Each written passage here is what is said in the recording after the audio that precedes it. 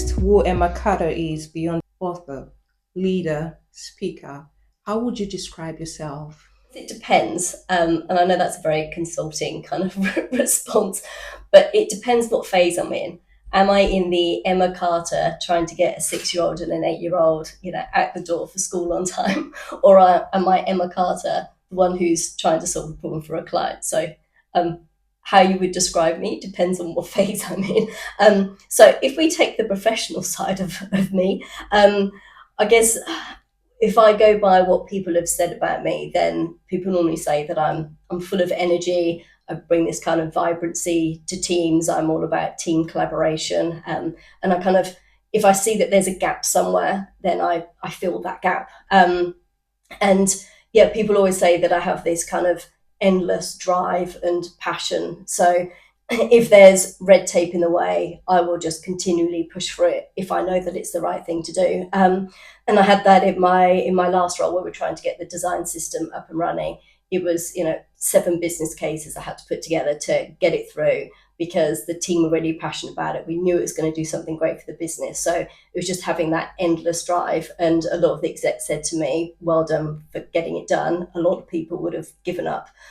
So yeah, if I truly believe in something, then I would just keep going for it to get something done.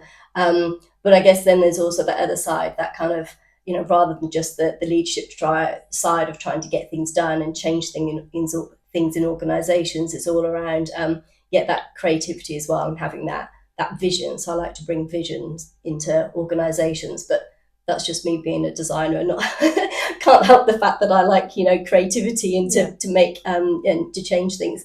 But then there's also that mentoring side as well that comes with leadership, mentoring other designers. So one of the designers, he's so lovely. He would just regularly say to me, Emma, thank you so much for allowing me to do this.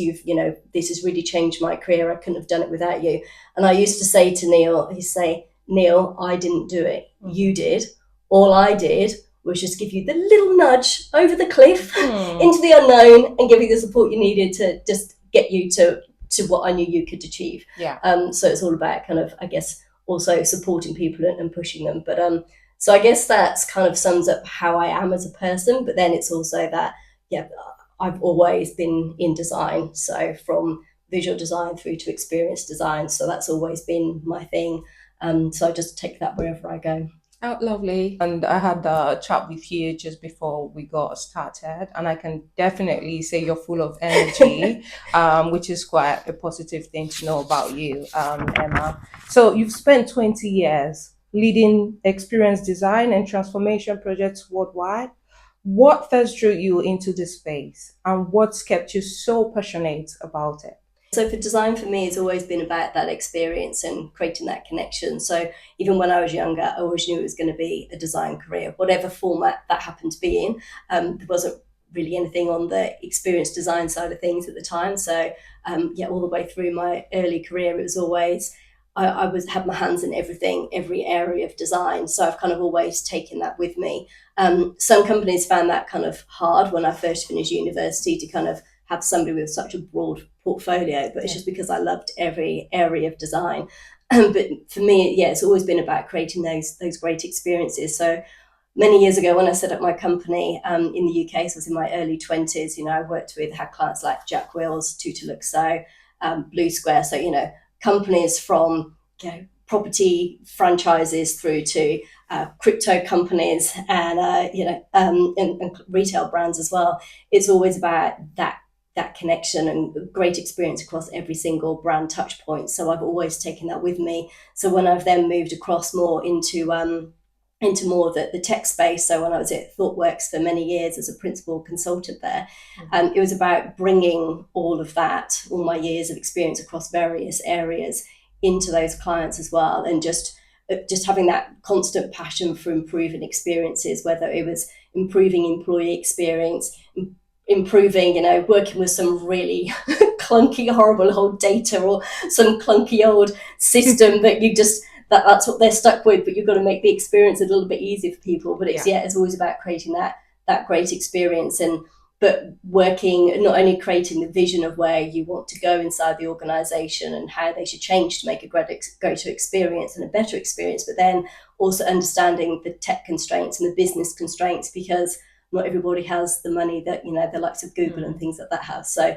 yeah, so working within those constraints, you can still create great experiences, because for everybody out there, there's nothing more frustrating than trying to do the thing you need to do and you can't do it for whatever reason. So yeah, that's, I guess that's what my passion drive is about, just creating great experiences that have that connection with humans in whichever way it is to improve things for them. So you've spoken really well, and I know that with your number of years in the industry and the level of experiences that you've gathered so far, there must have been a couple of challenges that you might have gone through. So, what would you say is the biggest challenge you faced as a woman stepping into leadership in industries where men often dominate senior roles?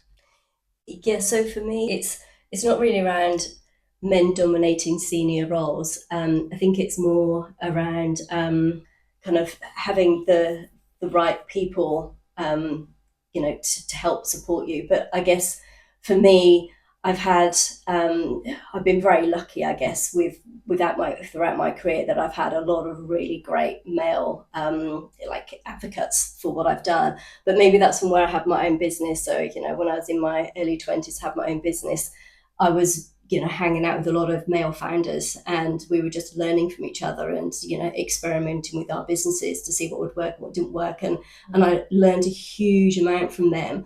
So maybe that's enabled me to maybe kind of, I guess, maybe not be intimidated by some of the men in more senior roles, because I've just always hung out with those types of people, and I've just found that throughout my career, men have been very, very supportive of me.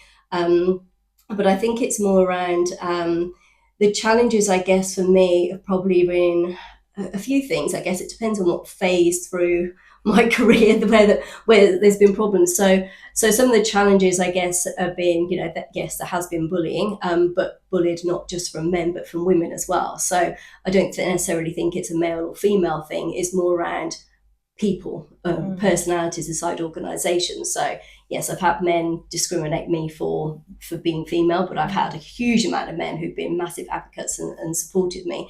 But I guess as I've got older and I've had children, that's when the other challenges have then come in, because before I had children, it was so much easier to go out and network. And of course, inside an organisation, it's around who you know inside those organisations, and it's around that. There's always an inner circle. It doesn't matter how flat the company is, there's always that inner circle. So having the freedom to then easily just, you know, go out and do those networking events after work, that's when you're building those stronger connections. And I guess when you have children, then, you know, you're not as free to be able to go and do that. And, you know, yes, my husband supports me, but we have to kind of, you know, who's going out, you know, which evening to do this and who's doing that. So therefore that becomes more of a challenge. So I then think it's how do organizations kind of adapt and change so they can allow this kind of more networking to go on inside organizations to build those relationships. And I think then the other thing as well is, especially after COVID, because obviously being more remote working as well, and especially in other roles where I've been leading teams across various different countries, it's then around, well, making sure you're connecting with the right people, but sometimes that's very hard when they're in a different city or a different country. So sometimes you miss out on those opportunities. So I think that's where some of the challenges happen.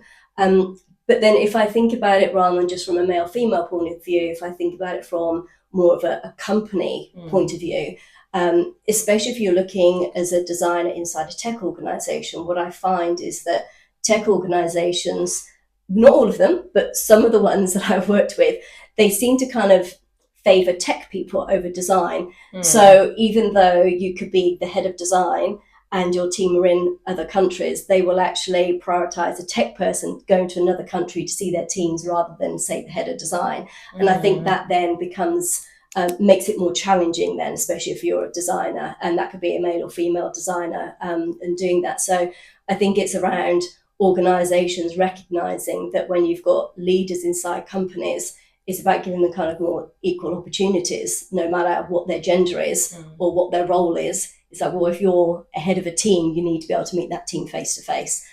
So I think those are more of the challenges that I've seen.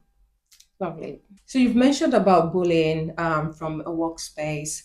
It comes from men, and you also mentioned that women too are a significant part of bullying in a workspace. How have you been able to handle bullying, especially from women in the same workspace? Yeah. So with bullying, I think it depends on, again, the organization, and then also who the people are. I mean, if I in one of my talks, I say about, there's always that 1% who just comes along and ruins your day. So back when I had my own company, one of the clients I worked with, they'd taken on a new manager, and he was just this typical manager who would just come in and just look at all their suppliers and just go through things. And I was in a meeting with him one day, and he actually refused to even look at me or engage with me. He actually directed all of his questions to my head of marketing, who was male, and he was asking him questions that only I could answer because I ran the company. But he treated me very, very differently. And so a few years later, once I'd finished working with that client, I actually met up with the original founder of the company who then sold it, and I sat down with him, and I said, looking back on those days, what could I have done to have changed that so that it didn't happen that way? And he said to me, he said, there is nothing you could have done to have changed that. He said he was actually like it towards my wife, and she wouldn't come into the office anymore. So he said there's just some people you can't change. And then I've had it where a client I was working with when I was at ThoughtWorks, the client was fantastic, lovely company, but then they'd brought this manager in from a particular sector.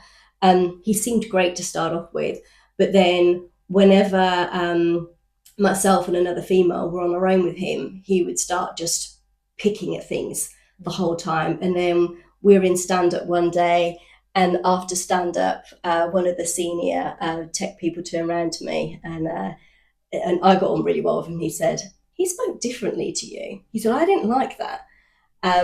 So anyway, things kind of escalated from there. So what we did is, because obviously it's a client, so you can't go and say something, is we then went through a process of reporting it through the consultancy we work for, and ThoughtWorks are very supportive of things like that. So we had to then build up a case around incidents that were happening to see if it was just him picking on females, or was it happening across all of the teams, because we were consultants. But it turned out that after some investigation, he was actually doing it then to people on the client side as well. So he was doing it within his own teams to women, to the point where some of them were just leaving. So it was then escalated further inside the client, and then they got rid of him. But it took a while, but they did respond to that. But it was about collecting that data. And then, with other females, I've also had it where, they've kind of made accusations, I guess, but then it's turned out that I've seen it happen with other people where they feel inferior to the person who's with them. So again, it's then kind of raising that, but then sometimes you just have to say, hey, look, I'm just not going to stay in this company. If this is where I'm going to be treated, I'll just leave. But then it's having the right advocates inside that organization who then protect you. So I've had that as well, where more senior execs have then kind of protected me and helped through that. So it doesn't matter if they're male or female, you will get bullying inside organizations, and where that bullying has come from, you don't know if it's because you've done something wrong, or if it's something that's happened in their past that's making them the way they are.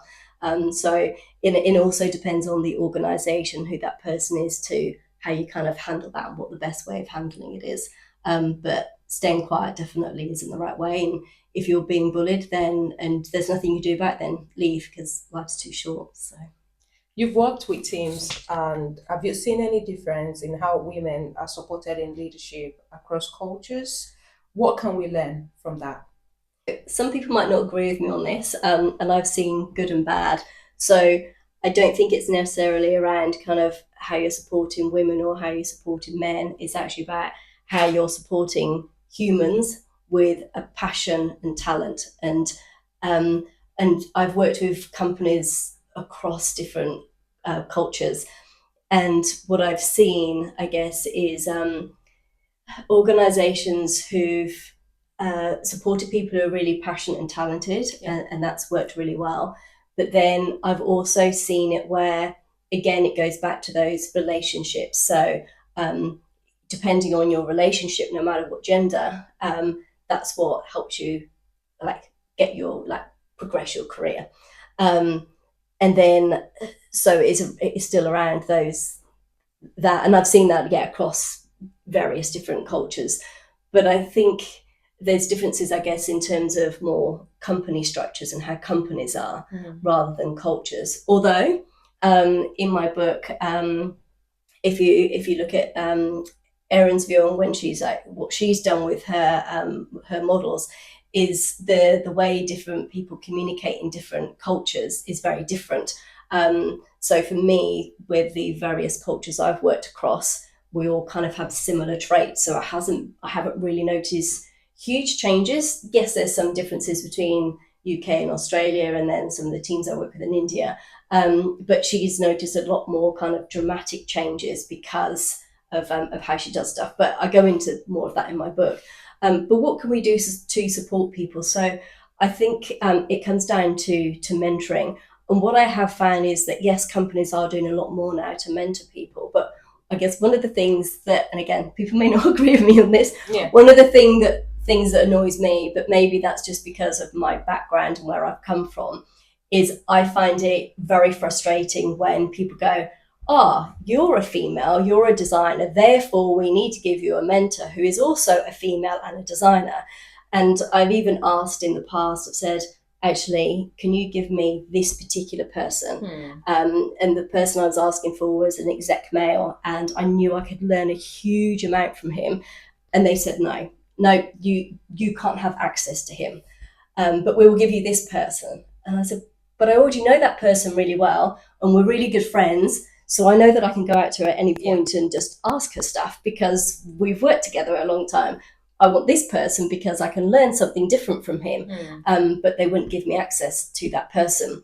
And I found, and I don't know if this was just coincidence, but I found that if you were a female, they would try and then team you up with a female mentor. And I don't think it should necessarily be like that because we can all learn from each other. So I know some women might feel more comfortable having another female as a mentor, but I think it's about understanding that individual and how they are. So for me, it's around having the right person to mentor me. But when I was talking to Evan and I was interviewing for my book, he was saying that it's for him, he actually has lots of different mentors and they all have different skills. So he speaks to them depending on what the problem is he's trying to solve to get the answer. But going back, to my point around, me not being able to have access to that exec, I just did the typical Emma Carter thing of, like my mum would say, if you don't ask, you don't get. So it was a flat organisation. So I messaged this person. I said, hey, would you be my mentor? We're actually really good friends now. So we meet up regularly for coffee. I have hot chocolate, he has coffee. And we all regularly meet up. And I've learned a huge amount from him. And there's a lot of stuff in my book that I've learned from him because he's come from a completely different background to me. So I think it's around giving people someone who's maybe a little bit different to mentor them and not necessarily male or female. So that's why I think companies should start looking into and supporting people with that passion rather than who they know, which is very hard to break down. How can women make sure their voices isn't just in the room, but truly heard when decisions are made? Yeah, so I think there's two things in there. So when I class a team as being diverse, I don't just mean male and female, I mean people from different backgrounds. So a really good story, which actually I think it's in this book or the book before that in Designed Up, it's around so they had a team building. It would have been during COVID. So they were actually making like hand sanitizer, automatic ones where you put your hand underneath. So they had a team of people. I don't know if they were male or female, but they had a team of people who'd created this thing. They tested it, worked perfectly when they tested within their team. So they did test it. They tested within their team. It then went out into the marketplace, and what they discovered is that the sensor only worked on certain skin colors. So if you had a different skin tone, it wouldn't work. the liquid wouldn't come out, and that's because they didn't have a diverse team, and that wasn't male or female. That was just people with different skin tones. So I'm quite curious to know what skin tone actually worked for so that. so it was the whiter skin tone, but yeah, so it didn't work.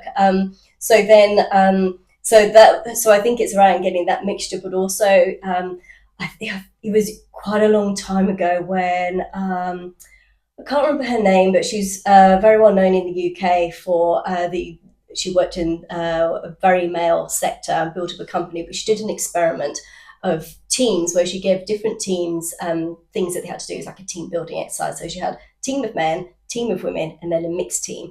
And she proved that actually having a mixed team, they actually worked much better, because the male only teams, they were just this like they were just fighting for being number one. And then in the women's team, they were all trying to give everybody a voice. So therefore, it was harder for them to get to a decision. But in the mixed team, the men were given a voice, and they were actually collaborating and coming up with the solution. So she actually proved in this experiment. I remember it was just so fascinating.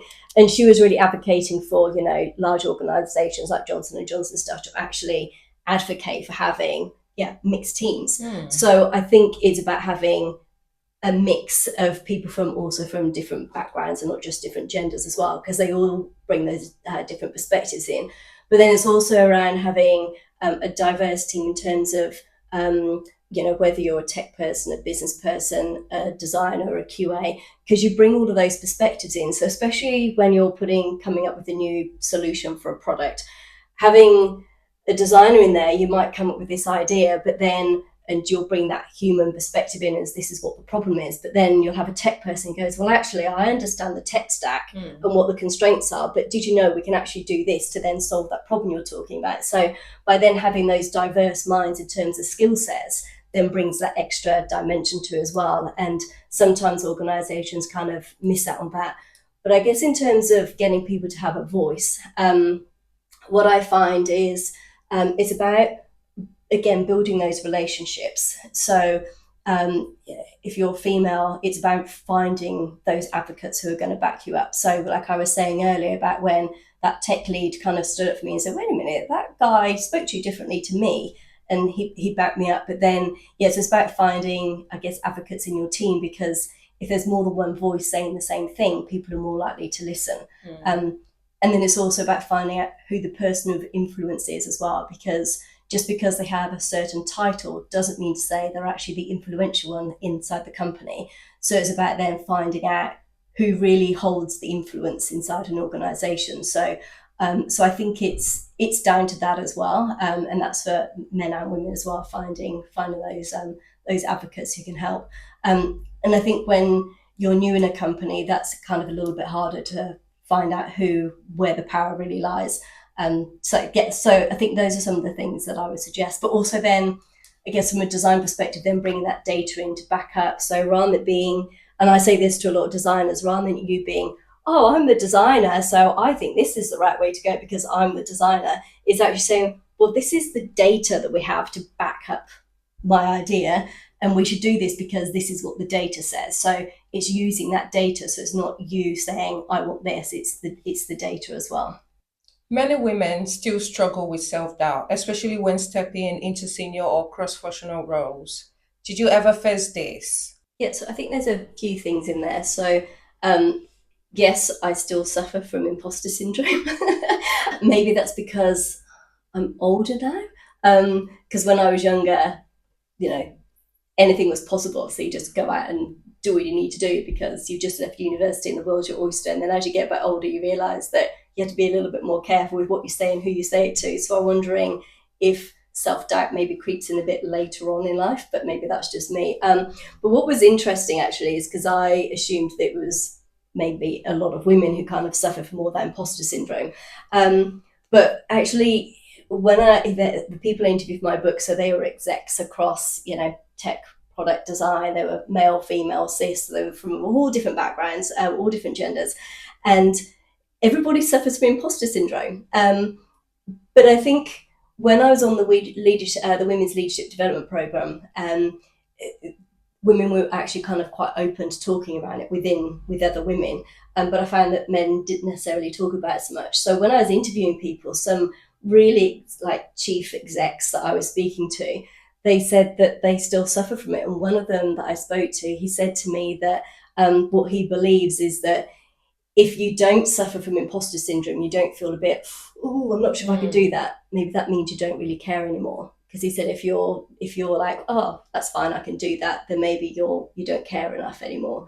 So I thought that was a really interesting perspective, that like, if you're about to walk on stage and do a presentation and you don't have, butterflies in your stomach, maybe it's just because you don't care. So that kind of made me feel a bit different about the whole thing. I was like, oh, this shows that I still care, because I still have that kind of, oh, am I good enough? Is this the right thing to do? So I thought that was a really interesting take when I spoke to him about that. And how did you walk through it? Yeah, so I guess when I think about how I walked through it and kind of worked through that self doubt, I guess it depends on what it was that I was trying to do at the time. So if, say, for example, it was a talk at a conference, then I would actually do dry runs with like a close team to get their feedback, to make sure that it was actually good enough to kind of go on stage. So again, getting kind of that support from people around you to check to make sure, does this make sense? And even when I've been putting business cases together, it's around, getting other people to look at it. Can I improve this? Give me, some feedback. What do I need to do next? What's missing from that? And again, it's about having those different perspectives. So I think it's around building that trust of people around you who can help you. And I guess this goes back to maybe one of my mentors back in the day, Steve Bolton. He said that it's about kind of bringing other people up with you. So it's around like the circle that you're in, the people you trust and support you, and then helping other people up through there. So throughout your whole career, it was about finding that circle of trust of people. So I think that's how you kind of get through things, because you don't want to be, it's hard to do it just on your own. There's always people around you. Even when I was writing my book, it wasn't me solo writing my book.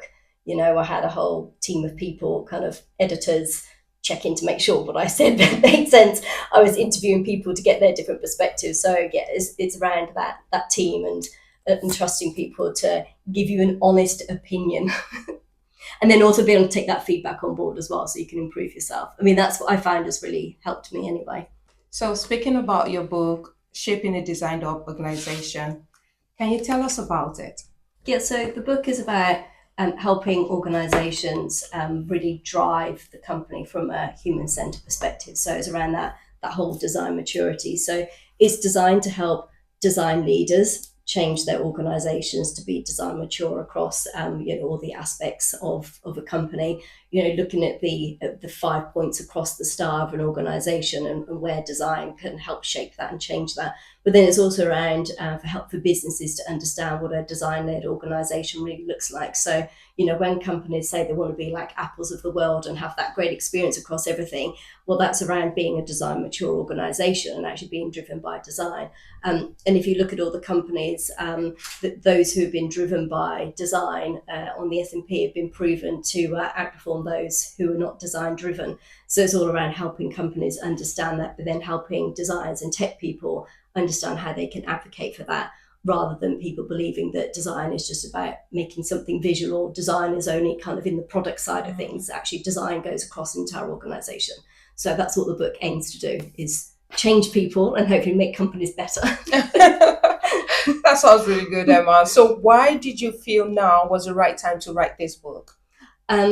Well, so I kind of got bored on maternity leave, as one does, and I'd already written a book quite a few years ago on branding. So and people kept saying to me, "What's your next book going to be about?" I was like, "Well, I need to have something to write about first that I'm passionate about and is going to solve a problem. I can't just write for the sake of writing. It's got to be something."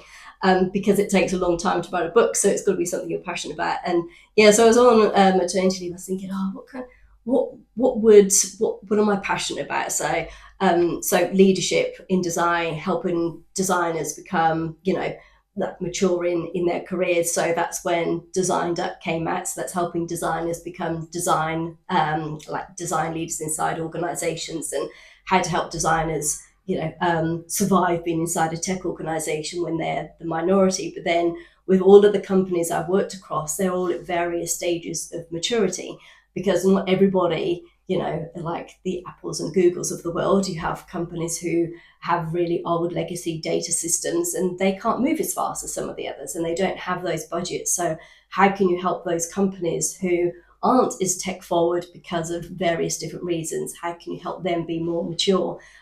So I was looking at every client I went to, was didn't matter what sector they're in, they're all facing the same problems with design, understanding where design actually sat, how design worked in an agile environment, how can they use design to change an organization, and getting them to understand that design has to work across every aspect of the company to really kind of advance it and create great experiences. So I guess it came out of love and frustration, and then wanting to help those companies change. What's one insight from the book that you think every aspiring woman leader, whether in design, tech, or business, needs to hear? I think it depends again who the reader is. So if you're a designer, then I'd like them to walk away and understand how to actually then translate the story they're trying to tell to a tech person or a business person. So how do they actually tailor the conversation to the audience? And for designers, it's no different for us having to understand who the customers are and what the customer problems are. It's the same thing when you're presenting to an exec or trying to convince an exec of why they should go with this initiative or why this OKR is important.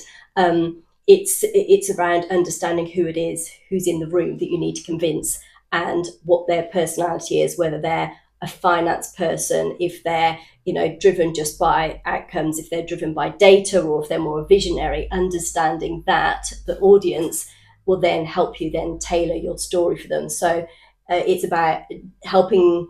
I want designers to then finish reading the book and go, okay, now I know how to put my business hat on when I'm doing this. But then if you're a tech person, I want them to walk away and go, okay, I need to advocate for design more. I need to advocate for human-centered design. I need to advocate for making sure that we're having those continuous feedback loops from customers throughout the delivery process. And then also to then advocate for working closer with design, because there's a lot of organizations who work very closely at design and tech, work very closely together, and that's how I've always worked. But there's still some in different areas where design and tech is still siloed. So by having design and tech both saying the same thing about how we need to work together, that will then help change organizations. But it can't just be designers saying that. We need our counterparts, our tech people, to then help with that. So that's what I'd like tech people to walk away with. And then from a business, if it's a business person reading the book, I would like them to walk away and go, okay. So design isn't just about making, this app work really nicely, or the website do this, or the interactions.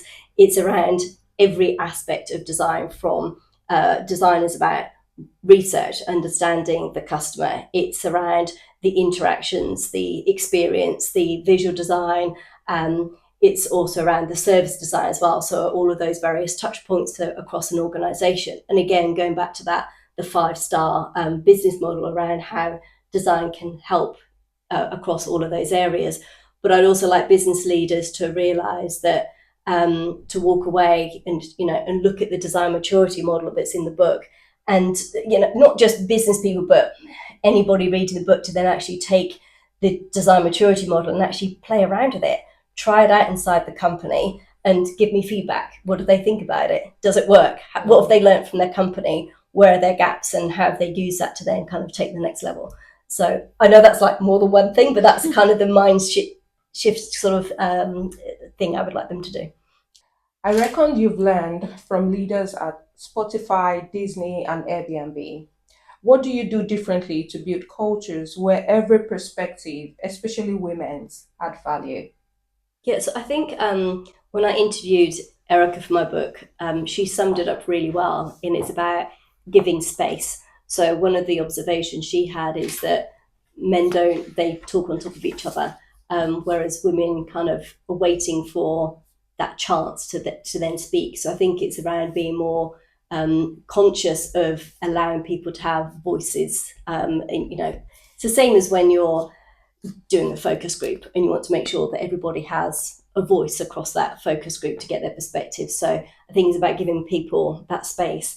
But what I've also seen has worked really well inside companies, again, it all depends on the culture, and that's around having building communities of practice. So when I was speaking to Darren Smith, he said that that worked really well for them. They had, communities of practice for whether it was for design, tech, various different parts of the organisation that gave people their kind of community to then speak to, and kind of have people with similar mindsets as well, where they could talk and share things. So I think it's about building that. But then there's also the mentoring side, like I was mentioning earlier, making sure that you've got mentoring programs to help women advance their career and help them navigate into other spaces. But I think the other thing as well, and this is around more of a I guess just a shift in how we are as humans, and that's around, well, if you've got someone on your team who's really talented, don't hold them back.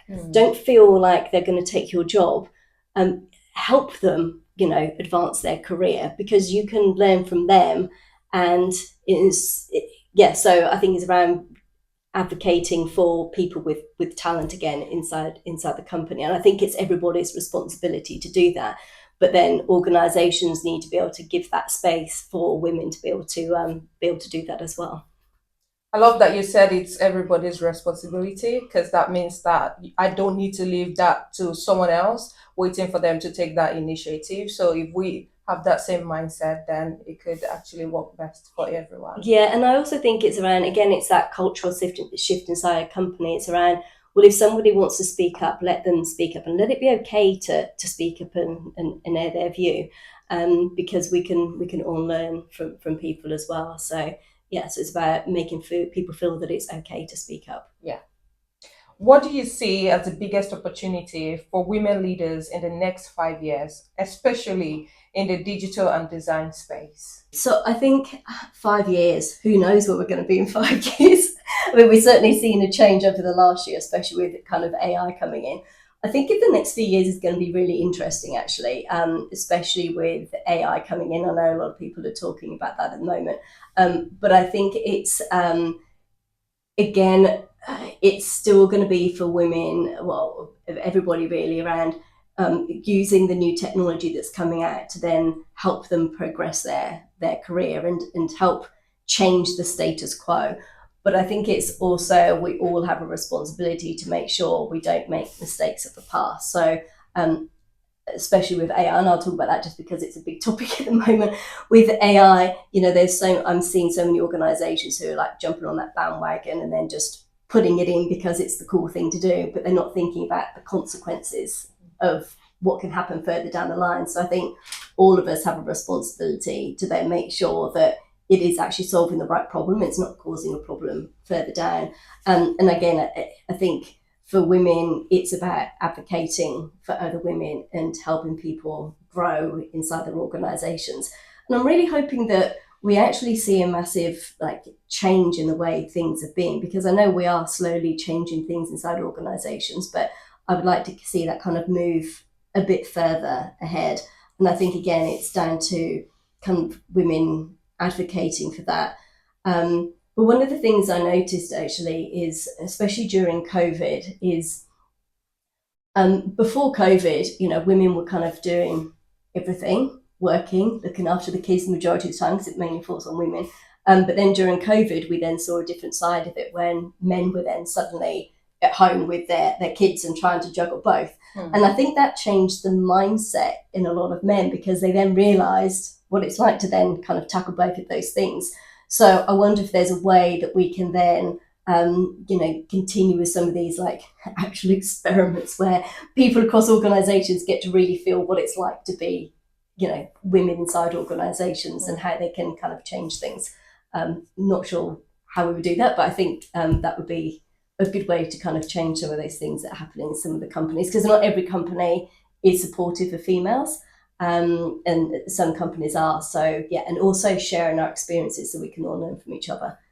Lovely. And I really do like the point where you said women are not advocating enough for other women, which is actually very true. There's more of competition in the workspace now. What do you think women can do in terms of, advocating for one another instead of actually having that competitive mindset? What can actually help women to grow from competition to advocating? Yeah, I think it's just about um, again, it comes down to like having that peer support. So when I was trying to advance my career quite a few years ago, and I was facing some issues, it was actually my female friends who said, actually, Emma, that doesn't seem right, what they're saying in that feedback.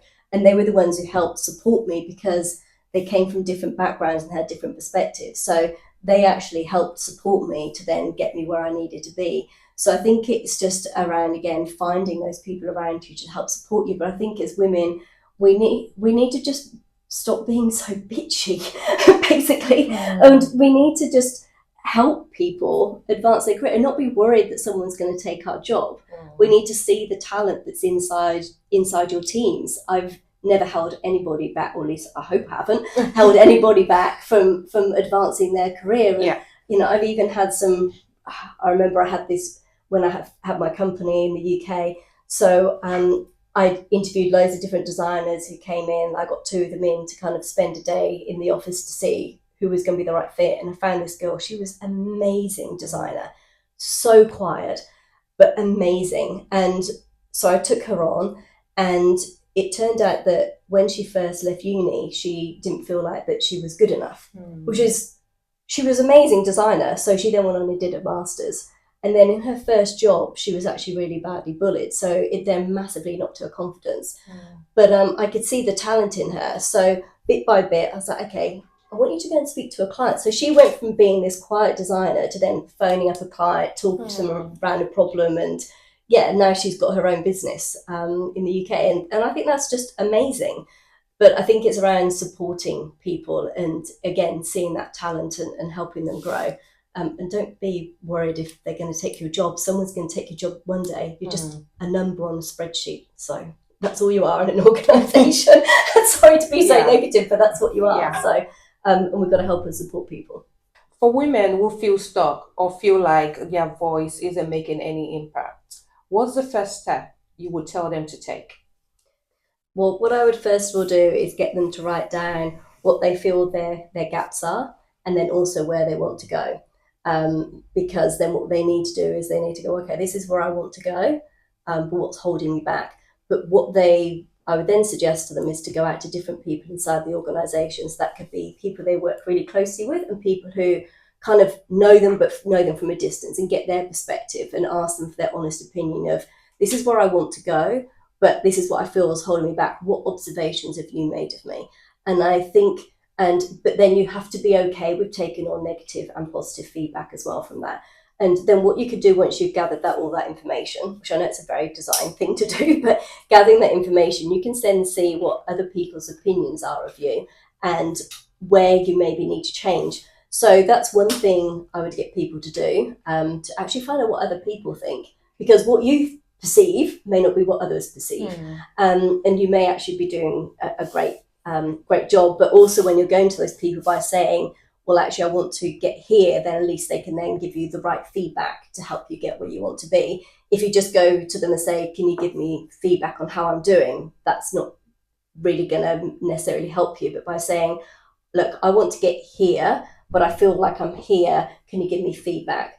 But then also about, the same thing I was saying earlier about building that team around you who can help and support you. So finding people inside the organization who can help you through that. So it doesn't necessarily have to be a mentor. It could be somebody you know really well, or somebody who has a different perspective, and you can say, look, this is like some of the feedback I've had.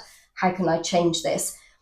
But if you find that you're in a position where you don't feel like you can do that, the organisation isn't set up where you can do that, and you just feel generally stuck and unhappy, then I know it's hard for some people, but leave. Go and find a company that is going to support you, because there's no point staying somewhere where you're unhappy. Like I was saying earlier, life's too short. I know it's hard to do that sometimes, especially when you've got finance pressures and things. But yeah, if a company is not going to support you, then then just leave. And actually, just a quick story. So when I was at ThoughtWorks and I had a phone call from the MD to say, hey, we have this leadership development program. We've selected you.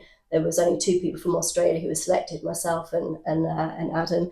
He said, you're going into the global leadership team. I was like, okay. He said, it's going to be over the next however many months.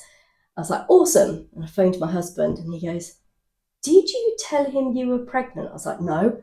He goes, why not? I said, well, if I tell him that, he won't let me do it. And he said, well, if he won't let you do it, then you don't want to work at that company anymore. Because if he's not going to support you, then why would you stay there? And I was like, Exactly. oh, yeah, okay, he's got a point. So I then phoned the MD back and he sounded really worried. I was like, oh, just something I want to tell you. He was like, okay. I said, I'm actually pregnant. And he was like, okay. And he said, but are you going to be able to travel on these dates and these dates? I was like, yeah, I could travel then. I'm happy to fly to the States. And he's like, fine. That's fine. He said, and then he went on to tell me a story about his wife and how when his wife was on maternity leave, she actually went and set up her own company. So he was very, very supportive. So I didn't actually need to be worried. So yeah, but it was also then my husband saying, if they're not going to support you, you don't want to work there. But yeah, it was good to kind of know that somebody was like, just don't work there. But so yeah, but just that I'd share that story with people. So sometimes you just gotta ask and just do it. It's important to speak up because you never know. Exactly. Yeah. If you could go back 20 years and give your younger self a piece of advice, what would that be? Yeah, I think it's about maybe not being so hard on myself and just because I've always, tried to push for the next thing and sometimes it's okay. just do things. But I would probably also also tell myself that, actually some of the things that I've done still go ahead and push for what you want. I think those would be the things. Yeah, don't always be so hard on yourself. And finally, where can people find your book, Shaping a Designed Up Organization, and how can they connect with you to learn more? Yeah, so for my book, you can get that on any bookstore. So just Google it and it will come up. So Amazon, whatever country you're in, you can go and get my book across all those online bookstores. It's also in some of the physical bookstores as well. So feel free to go on there. There's paperback version. There's also an ebook as well. There will eventually be an audiobook. So that will be coming out within the next year, the audiobook version. But if you want to connect with me, then just look me up on LinkedIn and connect with me there. That's the best way of doing it. And I'd love any feedback from people on my book and what they think. To wrap this up, Emma, can you leave us with your favorite quote? Yeah, so my favorite quote is, it's got to be by Mike, which is, if something doesn't excite and scare you, then change the game.